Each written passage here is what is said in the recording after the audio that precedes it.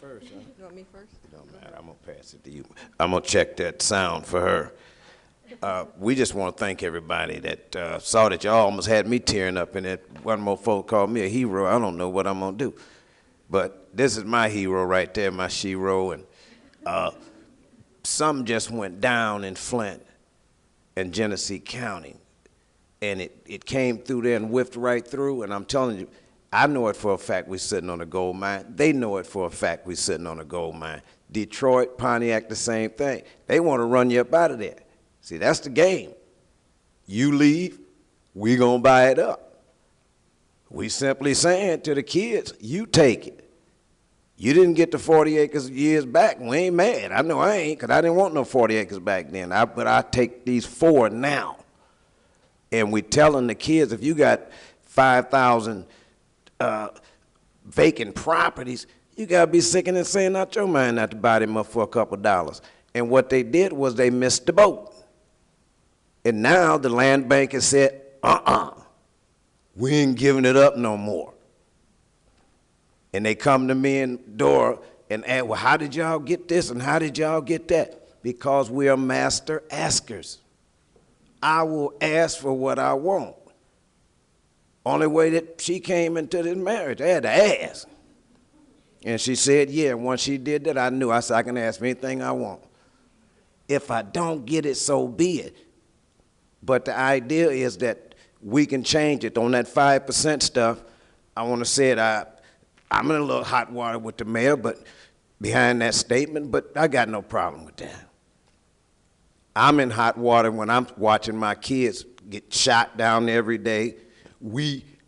They say everybody got a gun, but we don't make none. Okay, they won't let us. We can't make no bullets. Won't let us.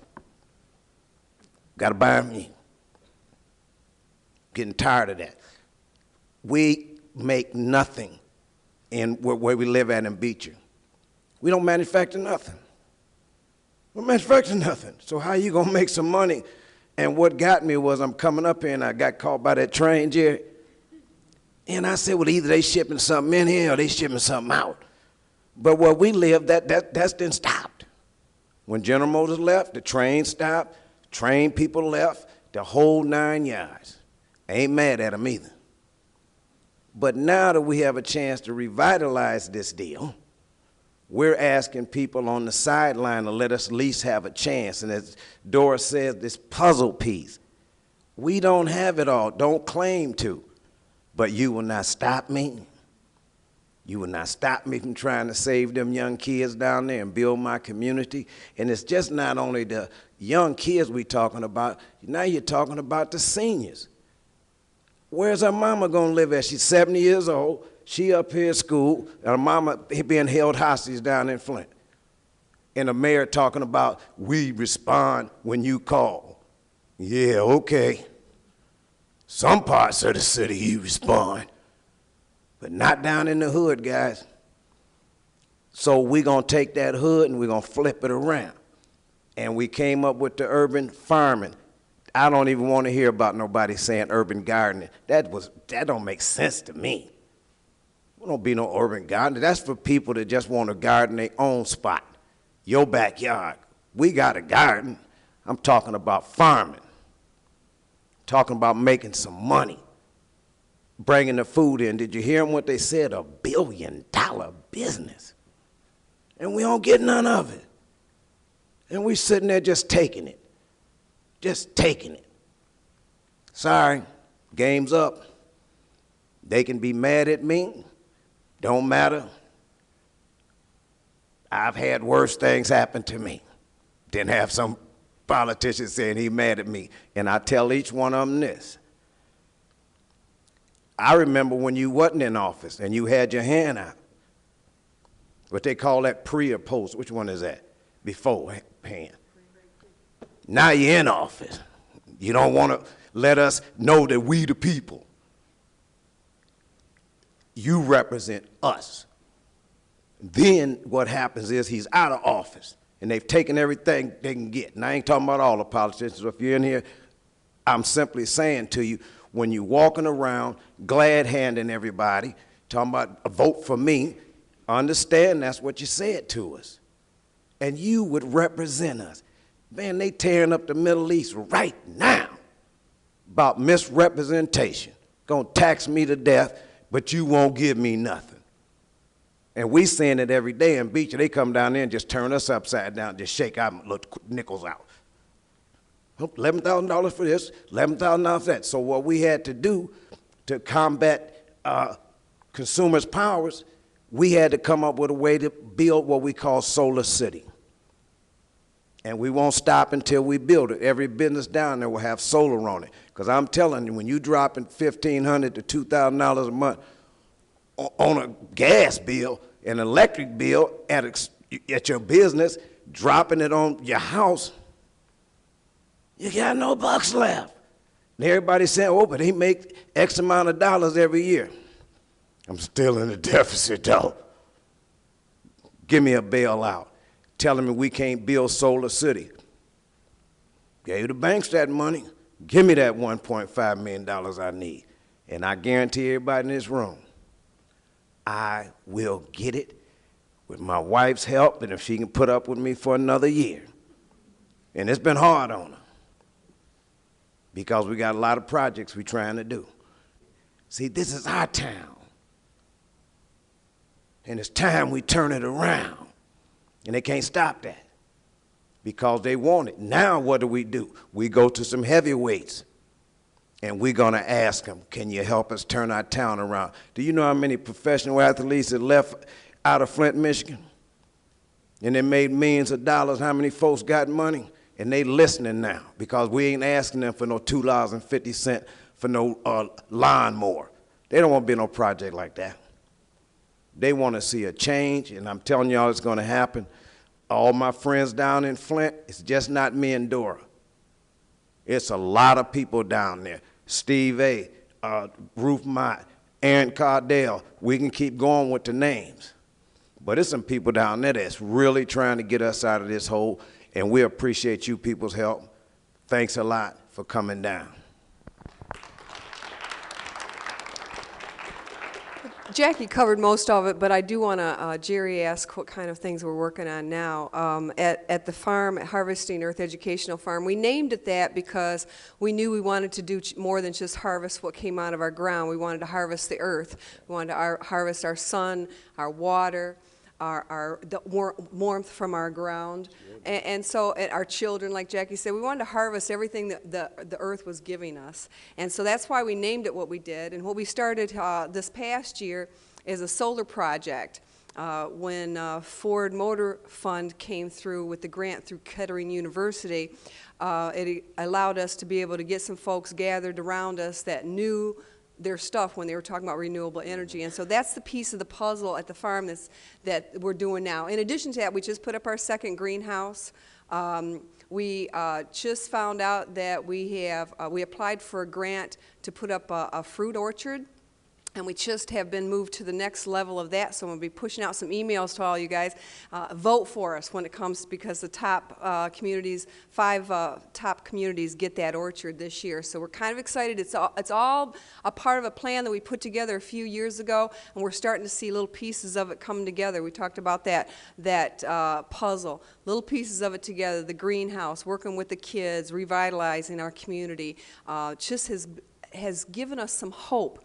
Like the film said, when we walked down our streets and that's all we were seeing was boarded up houses, and not so much us as we were worried about our children that didn't get outside of that community, and that's all they saw was this nasty back and forth. Well, now they can see that they can take what is already theirs and flip it and make it nice, that they don't have to just sit around and look at this ugly, that we have the power to make a difference. We have the power to restore hope in our own communities.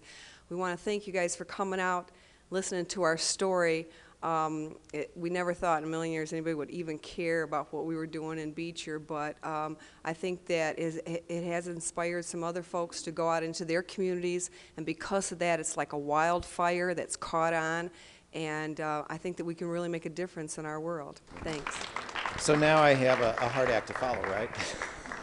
A great 30-minute documentary, and then Jacky and Dora being incredibly eloquent about what they do.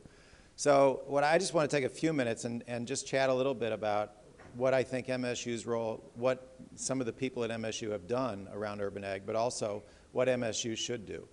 So, but we need to think back a second, because in 2012, it's the 150th anniversary of what I think is a very important event in the United States. So if you think back to 1862, we were in the middle of a civil war. And during that time, within a 12-month period between 1862 and January 1st of 1863, President Lincoln signed two things. The first thing he signed was the Morrill Act, which created the land grant system in the United States. And soon after that, on January 1st, 1863, he signed the Emancipation Proclamation. So in the middle of a civil war, we had two, both incredible events, seemingly disparate from one another. But one of the things to keep track of is that act in 1862 that created the land grant system in the United States. And if we start fast forwarding now and think that over that period of time, the mission of the land grant institutions was basically to do engaged research, to train people in higher education, many of whom, for whom higher education was unattainable at that point, because at that point most of the higher ed was in places like the Ivy Leagues, and people who came from working class backgrounds and from farming backgrounds had no access to higher education for centuries in this country. And to extend that research and that engagement out into the communities so that the things that we learned at the land grants could then be transferred out.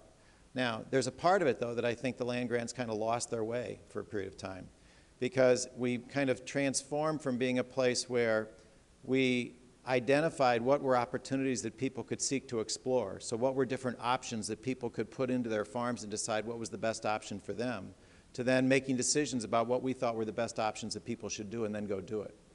And so I think we kind of got waylaid. There's been a movement over the last 10, 15 years, actually, for the land grants to re-engage and to think more about how do we, in fact, do research and do scholarship and do work in communities that identifies what are options, and then people living in communities have to decide whether those options work for them or not. And so, you know, we've got some people here, and Jacky mentioned them, John Birnbaum, who's a professor of horticulture, and Adam Montry, who's an academic specialist in horticulture. John's been at MSU, I think, for 25 years, something like that, and Adam's been here about 4 or 5 years after he got his master's degree at Penn State. And so John has done a tremendous amount of research on these high tunnels and how to basically, using science, to say what's the best time to plant, what's the best crops to plant, what kind of temperatures can they take in the wintertime, what varieties work better than other kinds of varieties, and basically laid out templates for people about what you can do when in Michigan to grow things year-round and to provide those good fresh vegetables year-round to people in communities. And then Adam basically has gone out and worked in communities all across Michigan, including Flint and Detroit, on a regular basis to help people develop production skills in these high tunnel systems. And it's a very important piece of work that actually MSU is supporting at this point in time. And, you know, I think the 5% quote certainly got a lot of attention, and I think there was some smart editing there, because I think everybody's asked the question, what did you think about that quote? And then you edited it nicely. And I think everybody got it right, is it may be 5%, it may be 10%, it may be 20%, who cares? The fact of the matter is that we have 5 million Michiganders out of 10 million Michiganders that can't access a healthy diet on a daily basis easily because they don't have access to it physically, because they don't have the resources to buy it, because they don't have the kitchen to cook it in once they get it, or they don't have the know-how of how to cook it properly once they get it and how to take care of it. All of those things mean half of our state does not have access to a healthy diet on a daily basis. And it's things like this in Flint and other activities in Detroit and in Grand Rapids and in Kalamazoo and in Battle Creek and on Native American tribal lands in Michigan that are projects that are going about building that capacity within the population so that we can both not become isolated and become isolationist and say we got to do it all ourselves, but that we have the power to do it ourselves if we need to, and that we know that we won't have to go without because we can't get it into the state from someplace else. And so it's all about, and I think that's an important role for MSU to play, is not that we're going to, as researchers and as scholars and as academics, that either we're going to train you all as students about here's the way you do things, or we're going to go out to communities and say, here's how you do things. But what we can do is we can look around the world, and we can do research here and collect things from around the world and say, here's different options. Let's talk about what might work, and then you take it from there and go for it. And so, you know, I'm excited, and I've been in Michigan now for 8 years, that's all, so I'm a new Michigander. But I'm excited about working with people like Jacky and Dora, and the project they have. I don't know if any of you know a lot about urban ag around the country, but this project is one of the most exciting, probably the top 2 or 3 most exciting projects in the country in urban agriculture today. It is a phenomenal project that has grown from nothing to a lot in a very short period of time. And it's exciting, and I think the really great part is that MSU can work with them to help them accomplish what they want to accomplish. But it's their project. It's not MSU's project. And it's not the Ruth Mott Foundation's project. It's their project. And so anyway, so thanks very much for doing what you all do.